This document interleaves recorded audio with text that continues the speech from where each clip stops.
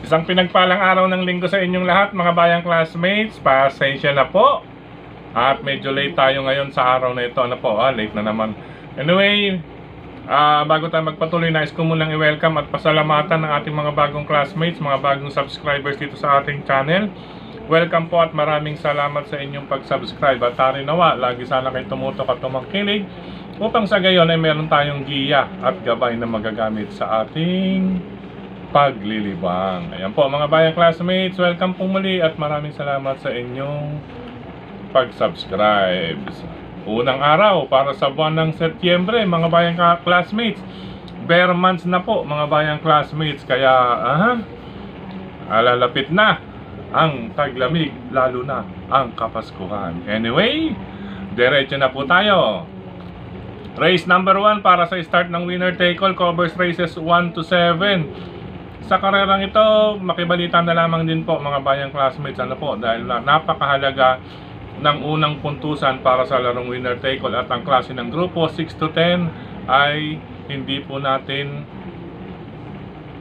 basta magigets, ano po kung palaban pa sila or nais pa silang umakyat ng grupo, lalong-lalo na po itong mga nasa group 6 and 7. Lalo yung group 6, namumuro na yan na makababa para sa huling dalawang grupo na class 5, group number 5, placers at non-placers. Kaya kakitalasan po ang inyong pakiramdam dyan, makibalita sa race number 1. Ang aking mga pamilya, number 3, Lightning Bolt with RC Tabor. Base sa track record ay malakas din po ang kanyang mga nalabanan na mga bayang classmates. Pangalawa ko, number 6, Baling Rikit with Tufer Garganta.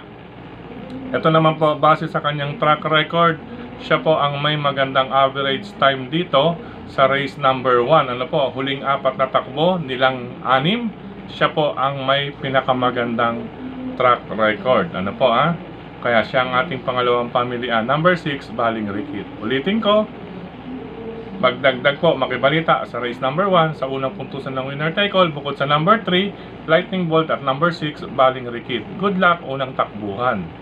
Race number 2 para sa pick 6, covers races 2 to 7 at ang tampok na pakarera ng Philippine Racing Commission. Ang unang leg para sa 3-year-old imported local challenge race mga bayang classmates. Sa karerang ito, 4 na lamang po ang natitira. Scratch po rito ang kalahok numero 4 na si Border Force. Ayan po, na-anunsyo na po yan kagabi sa live. Ano po Scratch na po ang number 4 dyan na si Border Force. Mile race, 1 milya. Depende po ito sa irehan na magaganap. Ano po Anyway, ang aking pili rito, itong nasa number 5, huling pasok po. Maganda pong post position with Jeff Sarate. Siyempre paglabas, unti-unting makakaloob kaagad. Kayang maluwag maluwag na makakapaloob or gitna kaagad itong si Jeff Sarate Birdstone. May natural speed din po ito mga bayang classmates. Pangalawang pamilyan, if in case magkaroon ng lutsahan sa harapan dahil may isang matulin din po diyan, ang aking may remate itong number 2 na si Part-Time Lover ni Arnold Apoy Asuncion. Pero pwede na rin pong lahatin mga bayang classmates if ever, kasi aapat naman po yan or magdagdag, kasi ang aking basa lamang if in case magkalutsahan sa harapan, yung dalawa ang darating. Ano po ang dalawang may tulin dyan, 5 and 1, ang may remate 2 and 3, baka sila po ang makinabang. Good luck po, karera numero 2 bayang classmates. Race number 3 para sa pick 5, covers races 3 to 7. Sa karerang ito, solo na lamang ako sa kalahok numero 6, 7 of Diamonds with Kelvin Abobo. Base sa klase ng laban or nalabanan na rin ni 7 of Diamonds ay malalakas po iyon. Ngayon medyo nakahanap or nakakatanaw ng panalo dito sa karerang ito para sa aking basa Ito'y base sa aking basa po. Tapos ang kanyang post position, huling pasok, bilang isang deremate, hindi po maiinip sa loob ng kanyang stall. Kaya race number 3, solo number 6, 7 of Diamonds. Good luck mga bayang classmates. Karera numero 4 para naman sa pick 4, covers races 4 to 7. Ito mga imported and local, palikatan din po ito Magandang laban ito, pero base sa latest track records ay dito tayo sa tambalang number 1, Savawani with Joel Siego, at number 1A, si American Paria, Jerry Siego Jr. Ayan po ang mga bayang classmates, sila po ang may latest track record na maganda. Ngayon, ang kalaban dyan, ito galing sa pahinga or bakasyon, number 8 main event, nasasakyan naman ni Ed G. Guerra, mga bayang classmates. Ito matapang lumaban, galing sa bakasyon o pahinga, malamang sabik ito sa pista. Sigurado naman po batak ito sa kanyang mga ensayo at nabigyan din po ito ng trangko kahit papano habang nasa pahinga or habang pineprepara bagong muling isalang sa aktwal na takbuhan. Iyan po ang tingin kong makakalaban ng tambalang number 1, Savawani at American Paria, na base nga po sa track record, sila po ang may latest track record in average. Ngayon ko nais magdagdag, nariyan lamang po ang kalahok numero 4 na si Ninong with Jomer Estorque. May dihado pa po iyan bilang pandihado. Number 4, Ninong. Ulitin ko, race number 4. Number 1, couple Savawani and American Paria. Number 8, main event, at number 4 for long shot, Ninong. Good luck, ika-apat at takbuhan, mga bayang classmates. Race number 5 tayo, mga bayang classmates. Sa karerang ito, 4 ang aking naging pamilyan dito. Maliban sa numbers 1 and 4, ay nariyan po ang 2, 3, 5, and 6. Pakibilugan na lamang po ang kalahok numero 2, Light Bearer with Isaac Islara Aguila, at ang number 6 na si Anyo 90 Isais with Andrew Bumbum Villegas. Although 4 po talaga, pero dito tayo bahagya sa number 2 nga po, Light Bearer, at number 6, Anyo 90 Isais. Good luck, mga bayang classmates, ikalimang takbuhan. Race number 6, penultimate race. Anybody's race ito, pero makibalita, medyo dikitan lamang po ang tempo rito, mga bayang classmates. Kaya importante po ito, karera numero 6, upang makarating sa mas magulo last and final race. Ano po ika nga po, dito pagtalikod ng programa, dito na lamang maaaring magdagdag. Pero kaya sa laing mabuti yung unang 4, doon pwede tayong magkasuluhan. Pero dito sa huling 3, napakaganda po ito. Siguradong kalat-kalat dito, mga bayang classmates. Balik tayo sa race number 6. Ang unang 2, bahagyang-bahagya lamang po ito. Number 1, Calendar Girl, bagong baba sa grupo with Ray Adona. Itong number 6, medyo dihado pa, Heroes del 96 with Mark Alvarez. Ayan, pwede palang mag-double ito, no? 96 at 96. Ayan, pareho pang numero 6. Pompiang hinete na, pompiang katunog pa sa pangalan, 96, 96. Ayan, malay natin, mga bayang classmates, maski 10 piso. Okay po. Pangalawang pamilihan natin yung Heroes del 96 with Mark Alvarez nga po. At pangsama ko na lang, kung sakali man kalabitin, itong number 3, My Jopay with Jonathan Vasco Hernandez. Race number 6, 1, Calendar Girl, 6, Heroes del 96, 3, My Jopay. Magdagdag po kung nais pang magdagdag. Good luck, mga bayang classmates. Last and final race. Ito pinakamagulo sa 10 kalahok. Anybody's race na maituturing. At ang iba rito, hindi rin natin alam kung nais pang, alam nyo na, magpaakyat ng grupo. Siyempre, alam nyo na ibig sabihin ng pag-aakyat ng grupo, mananalo, Kaya question de la base, ang iba rito, mga bayang classmates. Maniguro po tayo, paratingan. Kung nakapili naman po kayo sa unang 4 na takbuhan na puro solohan, dito pwede nyo pong i-all, dahil depende po rito sa connections ang labanan. Bahagyang-bahagya, mga bayang classmates, baka may paputukin. Speaking of paputukin, ang aking pili tuloy ay Magnum 357. Number 3, Advocacy with Jomer Estorque. 5, Potential with Virgomel Galleta. At ang number 7, Bohemian with Joel Siego. Ayan, mga bayang classmates, puro letter J, may letter J pala sa pangalan ng mga jockey na aking napili. Baka naman may iba pang letter J na sumingit dyan, mga bayang classmates. Good luck mga bayang classmates. Last and final race, 3 advocacy, 5 potential, 7 bohemian.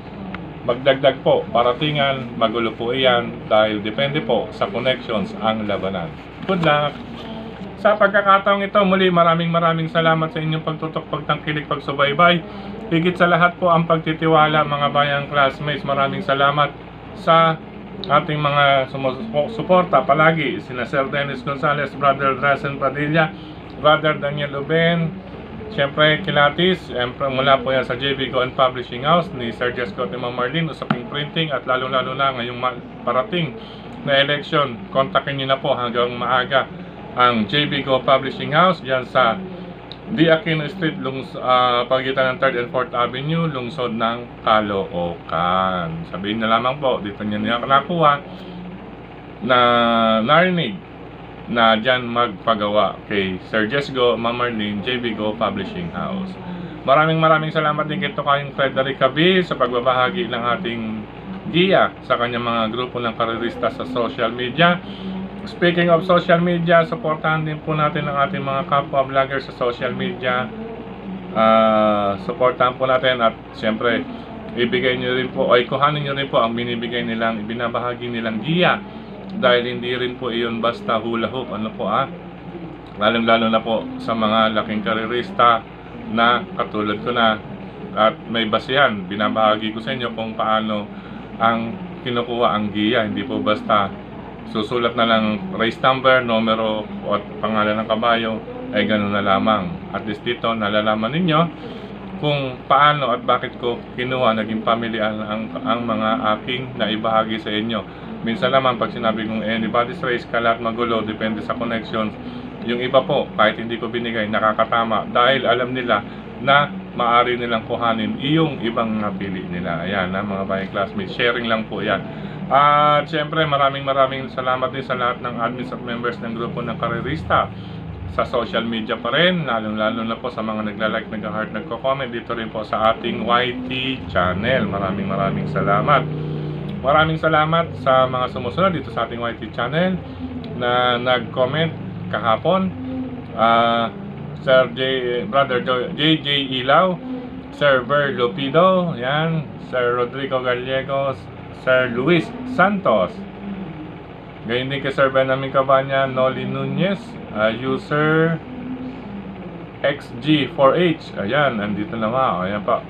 Shout out kina Konsi Ninong Rod Laksamana, ayan, shout out kay Ninong Rod Laksamana. Ay, may Ninong, mamaya baka makadihado si Ninong, and Konsi Darwin Awi Siya, ayan po.